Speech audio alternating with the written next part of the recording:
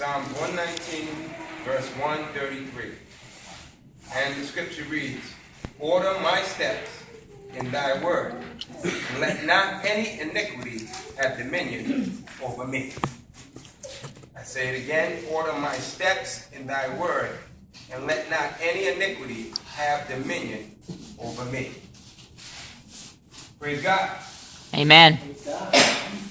How many people have read the whole Bible? Just one person? Somebody behind you. Okay. Haven't read the whole Bible.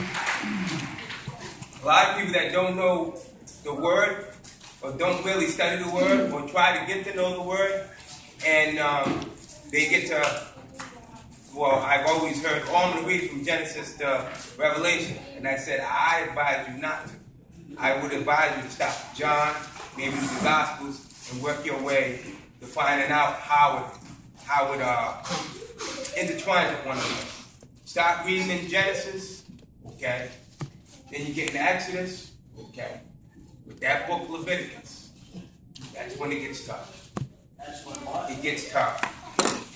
You know, and one of the things about the book of Leviticus, sometimes it can be very, very, very, very boring. And if you don't know any better, that book can also be a hindrance to say, I'm not going to read this no more. You'll end up not even want to be bothered. Because there's a lot of rules and regulations that people don't understand. But there's a reason why it's done. And one of the things is that as Israel, or the Hebrews, coming out of Egypt, God put this order in place. And trying to get them to break their habits of living the Egyptian way. Not only was God trying to break them out of those chains so they can serve God, because you can't serve Egypt and serve God at the same time. It's either one or the other. But now we're bringing them to a foreign land with foreign people, and they have their own set of agendas of worshiping other gods. So God applies all these rules and regulations, and most of them are dealing with how to sacrifice a burnt offering, how to, the high priest has to dress a certain way, to give the sacrifice a certain way, not just for the sake of worshiping God, but the decency for whatever the sacrifice is, whether it be a sheep, goat, ox, the right way to sacrifice it, instead of just trying to be barbaric about it and just killing an animal. There was a certain way. And not only that, if the high priest has a set order on the doing things, Jesus being our high priest, that's what you learn from the Old Testament. Because Jesus Christ followed that same suit, being that he was the high priest and the atonement of the sacrifice at the same time. Amen? Amen. So, my thing is, with this sermon, it's dealing with order. The things in our lives, what we have to have order. But what happens is that drama comes around, knocking at the door. Some of us open the door. Some of us will either deal with the situation or let the person in, or let the drama in. I don't want to say it's the person. And what happens is that once that door opens, you have the decision to make the right decision. You have the choice to make the right decision. And when I refer to drama, I'm talking about the things that happened in the past, that frequently happen, and it doesn't matter if you're saved or unsaved. I'm not talking about trials and tribulations. I'm talking about drama. Because drama always going to come knocking, ringing the doorbell. And you may not let them in today, but then there's tomorrow. Then there's the next day. And if you're not prayed up, if you're not equipped with what God has already given you, eventually that drama is going to happen. And some of us end up getting married to the drama. You know, you got people that you end up getting in a relationship with that have issues that you end up getting involved in, and you ain't got nothing to do with the situation. So let's say you marry a man and his sister is a thief. And you don't want her in your house because you know that she steals. But you don't want to hurt your husband's feelings. This is the drama.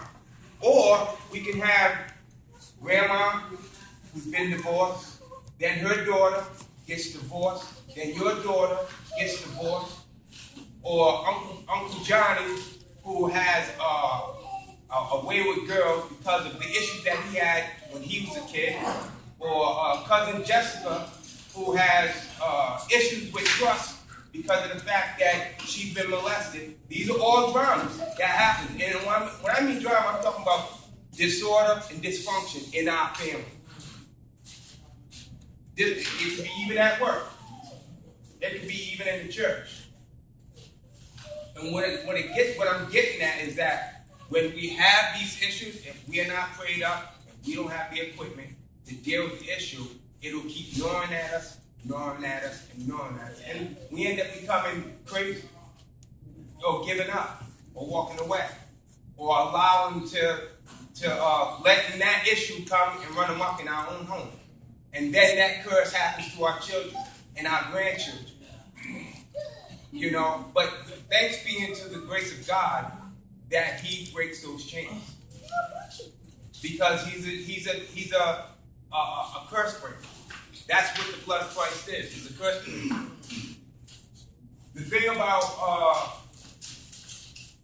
order is that once you know who Christ is, there's a couple of things that you need to know. And one of them is patience. Because if you know God, you know that He's just and He's going to do whatever He needs to do to get rid of the situation in His due time. And if we don't become savvy in this word, if we don't end up understanding what the Word of God says in the time of our desperate need, we'll eventually give up and walk away. So, again, this has nothing to do with trials and tribulations, because you can be saved, sanctified, and filled with the Holy Spirit for 30 years, you're still going to have trials and tribulations. You can avoid the drama in your life. You can get rid of that.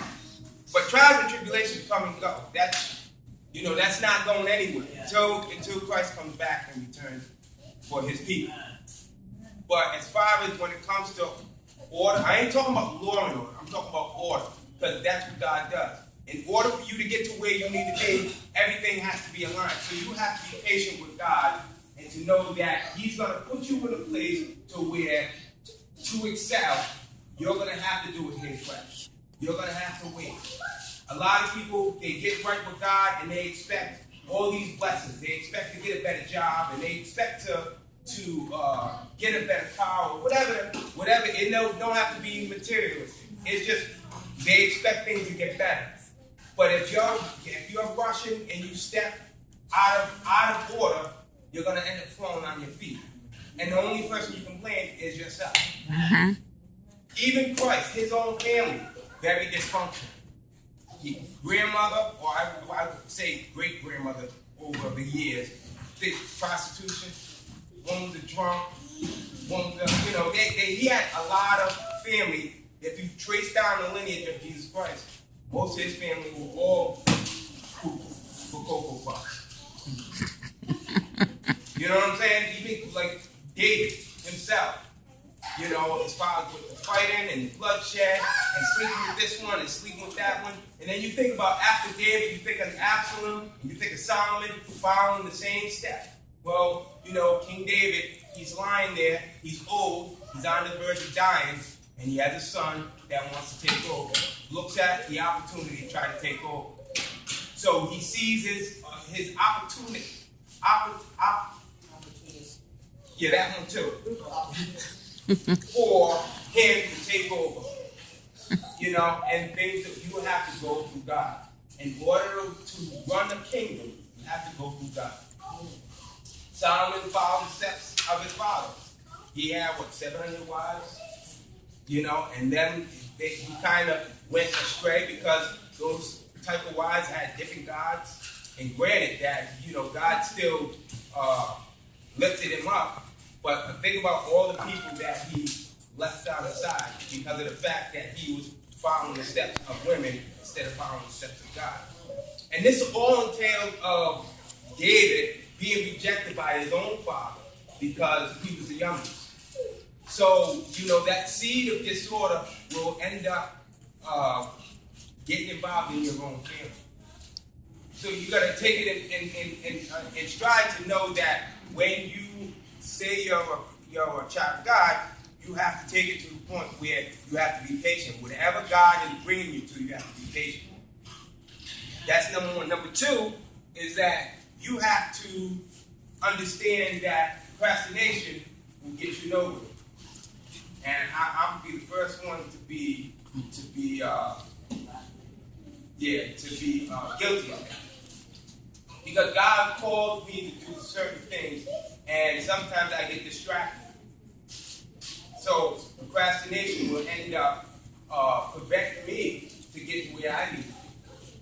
Another thing is that you have the people that surround you, people that know in your ear, that will end up leading you astray, or pulling you down the wrong path. You know where you're supposed to be. You know who you belong to and who you serve. Yet you'll end up following somebody that's going to lead you out of pocket, out of contact. And God is like, when you come back, we'll get back to where you need to be. But until then, you need to leave that guy. You need to leave that woman. You need to leave the people that are bringing you down and holding you back. Amen. And they end up making, that's when I say that disorder starts knocking on your door. Amen? Amen. You'll never, I know TV does it, or media, movie does it, movies do it, is demons and the devil. And they end up, you see them fighting each other, and like when we had the play. And in the play, Lucifer is fighting off his demon and kicking him. They even have order. When it comes to order, they have their kingdom, and we have our kingdom.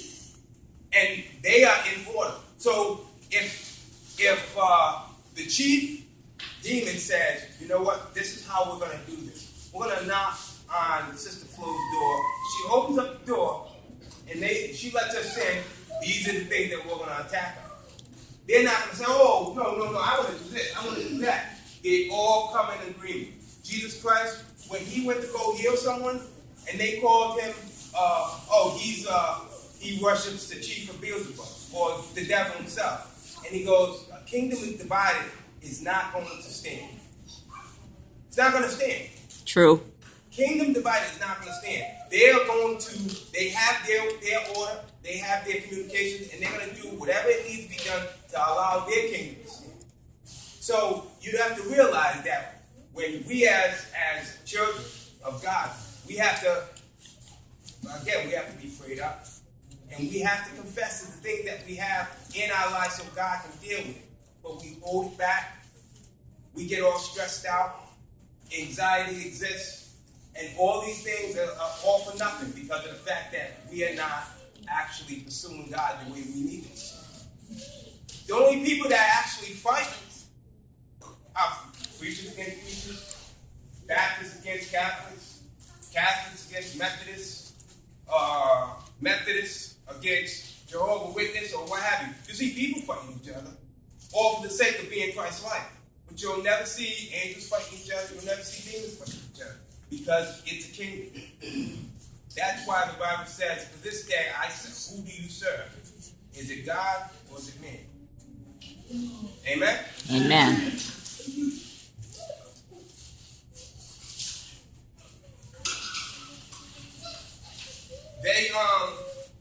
There's a word in there's a word called legion. And back then, the Romans, when they claimed legions, was between 2,000 to 5,000 men that was in their platoon. So here we have Jesus Christ, and he goes to heal this man that is possessed. And as he's going to heal this man that's possessed, he asks the demon that was possessed, and he says, well, who are you? And the demon said, my name is Legion, but we are many. So, and then if you try to make the equivalence of what Roman legions are, between 2,000 to 5,000 men, we're looking at 2,000 to 5,000 demons. And it might not be accurate, but I'm just saying it was more than one.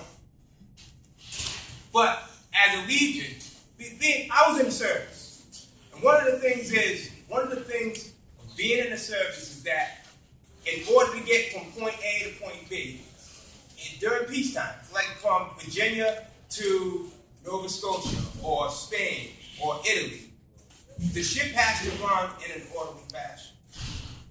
So, in the ship, when we run, we have to have lubrication for all the equipment.